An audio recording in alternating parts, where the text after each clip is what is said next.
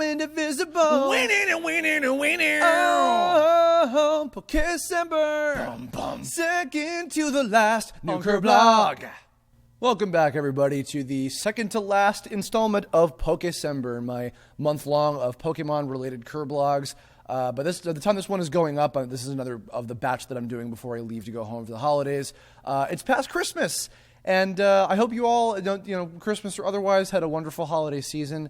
If you've been listening to all of these throughout the month, if you get any time to hear this one in the midst of all your merrymaking and whatever it is that you're doing this month, I hope you enjoy it. I hope you've been liking this whole journey and everything. And I figured I'd save this one as the second to last because I have something very, very super special planned for the final one of the month. But this is not one that was asked by anybody, but I figured it would be kind of a fun one to tackle because it's a very important, kind of thing that is related to Pokemon as it kind of ties in with, what I've been doing and everything. So I decided that I would take this time to tell the full story for those who haven't heard. And I've probably only really told like bits and pieces of it, like on other Kirblogs and sometimes at some convention panels and things. But I wanted to share the full story of how I got to do the voice of a character on the Pokemon anime series, dating all the way back now to, if I'm remembering right, it was the very end of 2009 when I recorded it. But the story begins well before that, in fact. So there used to be this convention around New York City where I lived at the time. And for those of you who don't know, the voice production of Pokemon has been in New York City since the beginning, basically, even way back when 4Kids was doing it. And then, of course, Duart, Recording Studios is doing it now.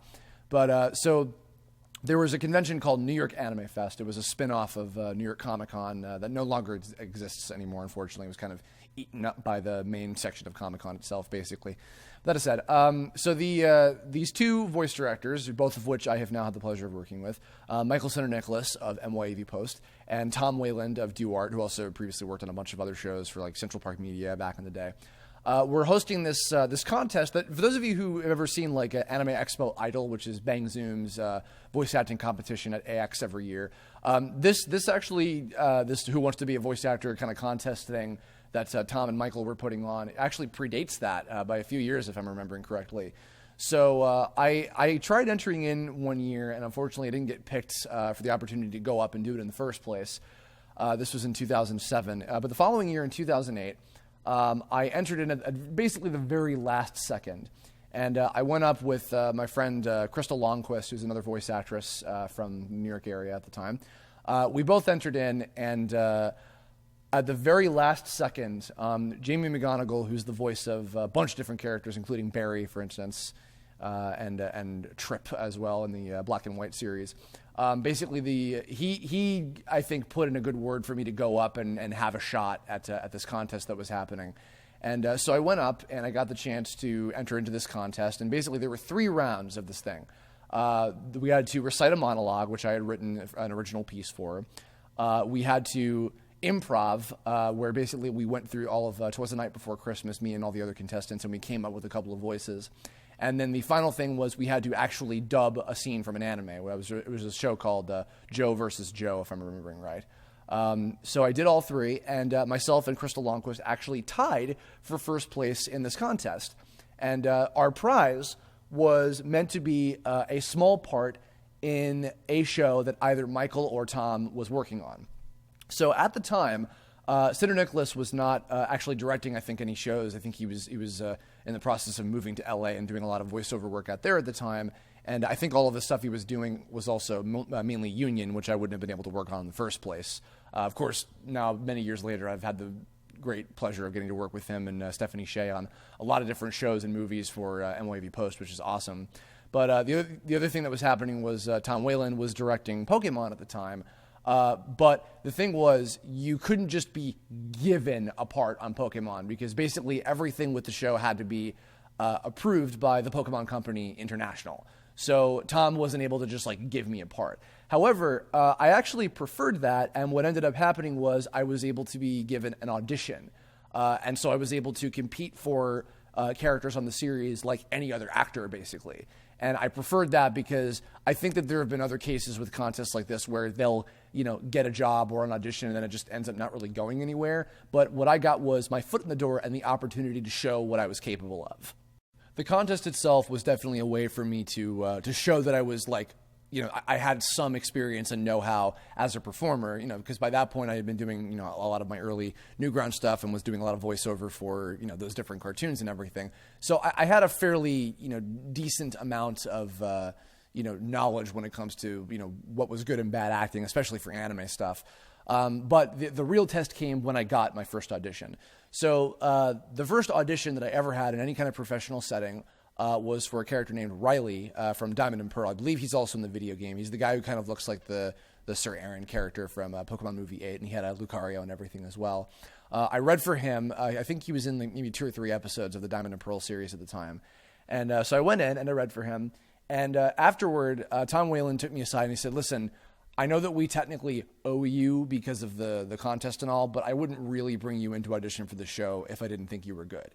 So that gave me a lot of encouragement, and that was like a fair amount of time, I think, after the contest had happened at the convention and everything, and and so I did that, and I had some newfound confidence, and then another long while, many months passed, and eventually we were up to, I think it was the second season of maybe the third one. It was Galactic Battles, if I'm remembering correctly, was the season that I got called in for, and so this was for this character who basically I had seen pictures of him and his cohort, who at the time I knew them as Kazunari and Kotone. These were the Kotone, of course, is Lyra, the female playable character from what was announced at the time to be Pokemon HeartGold and SoulSilver. And Kazunari was her friend that was made specifically for the anime series, and he was a Pokemon breeder, basically. So I'd heard about these characters, and I was super excited about HeartGold and SoulSilver coming out because, as I had mentioned in a lot of these previous ones, Gold and Silver was my favorite Pokemon game that I got the chance to play, as a kid. So I learned a bit about it, and I was like, okay, well, these might be characters that are coming up. And lo and behold, I actually got called in to audition for them. So this was huge, and because I knew that he was going to be in multiple episodes. Basically, the two characters, if you guys haven't seen these episodes before, it was a 5-episode mini arc that basically was leading up to the release of HeartGold and SoulSilver. In fact, when the U.S. airing was happening, the weekend, I believe, after the final of those 5 episodes aired was when the game came out, and so it was a big thing, kind of like back in the day when Todd from Pokemon Snap was in the show, there to promote, buy Pokemon Snap, etc. That kind of thing. And they've done that many times with other characters in the series before. But yeah, so I auditioned, and I really tried to prepare and study and do as best of a job as I possibly could. I went in, I did it. And if I'm remembering correctly, I think that a lot of the other the usual actors that had been on Pokemon a lot at the time were out of town because I think it was pilot season, so a lot of them were off filming other projects and things like that. And Lucian Dodge, who had gone on to voice Chili, the gym leader from Pokemon Black and White, and a bunch of other characters, and he was also Blue in Pokemon Origins when he moved out to California shortly after that. Lucian and I were both in the running, I believe, for the character. And I didn't hear anything back for a while because it seemed like they were waiting to hear approval from Nintendo for what the characters' names were going to be. When I went in to go, a little bit of trivia here, when I went in to go read for the not the two characters, but for Kazunari, he was named Kendall. And I think Lyra or Kotone was named Kalina, if I'm remembering right. And then I think what happened was for Kotone specifically, they wanted to find out what her official English name was going to be, which turned out to eventually be Lyra. So they went with that. And then I think in my case, I think they just eventually changed it, and which of course had led to being Khoury. So there was a little bit of a longer wait than usual on hearing back on what the audition was going to be, or rather what the casting was going to be. So by the time that a week passed, I'd figured, all right, I didn't get it, but it was fun. I tried my best and it was cool or whatever. And then I get a phone call from Lisa Ortiz, fantastic voice actor, so I'm sure you all would recognize from a lot of different series. She was working as a production assistant, I believe, at Duart at the time, and she called me up to let me know that I'd booked the part. And I think I was even in a Skype call with Little Karibo and a few other people at the time, and I broke the good news to them, and they were like, "Oh my God, you're going to be on Pokemon! This is amazing!" etc. And also, embarrassingly, I found out that Lisa had actually left a message on my phone that I guess I had missed earlier that day. And I guess she probably would have heard my incredibly embarrassing earlier phone message that had me referring to myself as Kerber for 15 at one point. So that was a little like, oh, no. So I went in, and I guess I can kind of reveal this now because it's been so many years. This was, I think, like the very end of 2009 was when I went in and I recorded this. But I did go out of my way to go watch the episodes in Japanese, which normally it's not recommended to do that, so you don't get too like stuck in a performance necessarily. But it was funny because the Japanese actor, Kenji Nojima, I believe his name is, he's the Japanese voice of Fox McCloud currently. I was listening to his performance, and he actually sounds a lot like me, like just, obviously different language, of course, but so I didn't really have to. And Khoury was such a really like comfortable character for me because I feel like Khoury is exactly who I would be if I existed in the Pokemon world. He was a very like, kind of awkward, kind of shy, but like well-meaning, go-getter type of kid and everything. He had a Totodile, which I was really excited about the fact that that a Totodile was my Pokemon. They even brought Casey Rogers back to voice him as well. And because Mike Lucas was one of his favorite Pokemon was Totodile when we were growing up playing the game. So I was like, oh, this is awesome. I'm so excited.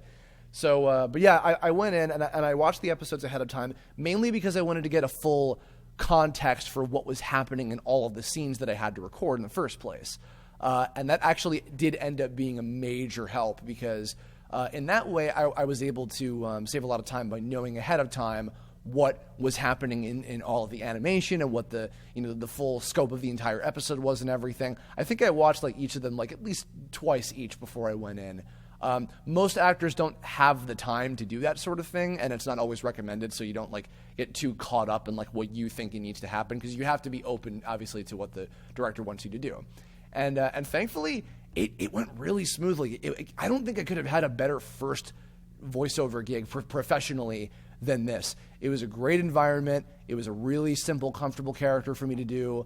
It was and what I was really happy about was my character. Like, for one thing, it's he got to do all the catchphrases. He got to have a battle with Team Rocket. He got to have a double battle between him and Lyra versus Ash and Dawn at the time. He got to catch a Pokemon. I caught a Gibble. My Totodile evolved into a Crocodile. I got to do all the, like, I choose you, and, use Water Gun, and I caught blah, blah, blah, go Pokeball, all that stuff. I did all of the stuff that that I grew up with in the series. I got to do all of that in the show. And even more so, because my character was only in 5 episodes, and he had a beginning, middle, and an end, basically, my character got an arc. And, because Lyra was the more kind of, like, confident in herself, sort of character who really, like, knew what she was doing and was, like, all badass and stuff. But with Khoury, because he kind of had to, man up and gain his confidence, he had, real development over the course of those 5 episodes. And I got to like evolve him as a character all the way through, those 5 that I recorded. So it was 3 sessions that we did, 3-hour sessions, if I'm remembering correctly, for the 5 episodes that I did. I think if I'm remembering right, I think it was the final one might have just been the 1 session. I think I can't remember because it's kind of been a while. But yeah, it was a wonderful experience. I remember kind of a little minor story in between. I had mentioned to a few friends of mine, like, I booked a role on Pokemon. I can't say what it is, but I booked a professional gig, and I'm really excited to be working on it. And I was like, oh, cool. And there was a guy who will remain nameless who was kind of giving me – actually, there were 2 people. There was one guy who was giving me kind of a snide remark of like, well, the only reason that you're even doing this is because you won a stupid contest or whatever. Like, they're probably not even like paying you the same amount that they do for other actors. And there was another person who was like, I know who that character is from the Japanese version. I wouldn't cast you in that part. And so I think it was after the second session. It was in the middle of the second session of the 3 that I had. Lisa Ortiz, the production assistant, was there. And I was talking with her, and I was like, Lisa, I know this is probably silly, but like, I'm being treated the same as any other actor on this, right? Because, like, I don't know. I feel like because of the contest and blah, blah, I basically, like, implied to her, like, what these people had told me. And she was like, you earned this part. Like any other actor. You auditioned and you booked it. You're getting paid like anybody else. Don't let what anybody else says get to you. Like, you're doing a good job. You're doing your job on this gig. And that made me feel way, way, way better. And then the final episode, which was in the third of the 3 sessions, was a lot of fun because there were a lot of silly probably not appropriate jokes being tossed around between myself and Tom, and also the sound producer at the time that we had, Carmen Borgia, who's the voice of Palmer in Diamond and Pearl. He walked in on a very crass, not safe for work joke. Thank God he found it was funny, because I was like, oh God, please don't fire me. Oh, Jesus. But yeah, great experience all around. And then I think I was home in Long Island at the time, because I was still in college, of course. I went back home, and my family and I actually woke up on Saturday morning at like 8 o'clock or whatever it was to watch the first episode that I was in. And it was huge. We were so excited, and it was just hearing myself on TV coming out of this character through the animation and everything was so surreal. And it was the fact that it's like my first job was on a show that I grew up with from the beginning when it first came out in the U.S. And I got to play this such a great character that I'm so incredibly grateful that I got the chance to do that. Like, to everybody at the staff on Duart and everybody, and our head producer Tim Warenko, who was really cool as well. I was so incredibly glad that we got to do that. It was awesome. And then also I was at Anime Milwaukee at the time that the 5th episode, I think, had aired, and then right after that, HeartGold SoulSilver came out. So me and Martin, I was guesting at the convention at the time, and me and Martin actually went out to a GameStop, and we got our copies of the game and played it, and a few other friends of ours got their copies as well. And of course, I picked Totodile, named my trainer Khoury, and I had, I think Mike Lucas, who had a copy of Diamond and Pearl, traded a Gibble to me so I could have that on my team starting off. So it was kind of like I was continuing the story of where they left off, because it ends with Khoury and Lyra go back to Johto to begin their journey, or rather to continue on with their journey, because they were about to fight against one of the next gym leaders. And so I kind of like sort of pretended the rest of it, on my own with all that and everything. It was pretty cool, but that was a lot of fun, and I still look back with fond memories on recording for those episodes. I love watching those episodes. I'm actually still very proud of my performance on it. And even though that was the beginning of my career and I've gotten a lot better as an actor now, I think that what I did on Khoury was actually pretty solid, and I think it still holds up. And, there's not very many things like that I often look back on, but I'm very glad that I got to do that. Later on, I was also called, and I did a minor character named Roran on an episode of Black and White during the N storyline with Team Plasma and all that. He was a character who was a little boy who had a Haxorus that was destroying the town because Team Plasma had hypnotized it. It was just one episode. It was a little brief character, and I didn't have to audition for it. Tom actually just brought me in to do that, which was really cool. And I did some additional voices on an episode of Pokemon Black and White, Pokemon X and Y, I should say. By this point, I obviously had not gotten the part of Clement, but I got to sit in on a session by Mikey Lucio, who got Clement, and he was super cool. And we actually talked about growing up with Pokemon, because he played the games when he was a kid as well. And I got to do some additional voices for the episode where they go to his gym, and there was the Robo Clement, the Clembot, I believe, which was a lot of fun. And that's kind of been the end of my journey on the show. It's funny, it kind of to end it on this note as well. Some people were being very nice and saying, "Oh, it would have been cool if you booked Clement on Pokemon X and Y at the time." The funny thing is, I think it would have been a lot of fun, but at the same time, I'm really glad that Mikey got it, because he's a super nice guy and really cares about the character. But also, if I had booked Clement, I would still be in New York right now recording the show for the next several years. I wouldn't have gone out here. I wouldn't have gotten to see all my friends and make a lot of new friends when I moved to California. I wouldn't have gotten to do Tales of Zestiria or Lull in the Sea or Disgaea or any of this stuff. I might not have even done Y2K potentially or a lot of the other stuff that I've done since I moved out here. So, I don't regret that I didn't get the part. I'm really happy for Mikey. I'm really glad that he's been able to do the show all this time. And, I'm just really grateful that this was my first voiceover job professionally, was getting to work on a show like Pokemon that has meant so much to me. And that's why I felt this was a good one to kind of save for a little bit later, this topic. But, yeah, that's kind of it. That's kind of really the end of the story. So thank you all for listening. I hope this was a lot of fun. I know I've probably repeated again a lot of this information in bits and pieces and other Kirblogs, but I hope that having it all together in one thing was a fun time. Maybe someday I might get the chance to do something else for Pokemon. I would love to come back and play another character someday. There were lots of other ones that I auditioned for. I read for Keldeo and Lucas and a few other characters like that, kind of throughout Black and White and different things like that. But, who knows? Maybe I'll get the chance again someday if, you never know. I'd have to go back. I would love to go back to New York and see my family and all my friends and everything in the process. But yeah, that's pretty much it. So thank you all for listening. We have one more very awesome Kirblog for Pokécember coming up. It's with a special guest who does not have, just to not get your hopes up, he has nothing to do with the Pokemon franchise. It's not like a voice actor or like anybody from Game Freak or anything like that. But it's a new guest that we've never had on Kirblog before, one who is incredibly special for me for reasons that will be very obvious when you hear who it is. And we're going to talk about a lot of Pokemon stuff for all of the years that it's been going on in the U.S. It's going to be a lot of fun. So look forward to that for the final Pokécember Kirblog for this month before we enter into 2016. In the meantime, leave a comment on, have you seen the episodes with Khoury and Lyra in them? What did you think of them? Did you like how they turned out? Did you like his story? If not, you can go find them on the Diamond and Pearl Pokemon DVDs. I think they might be on the on iTunes or some other places you can legally download them as well.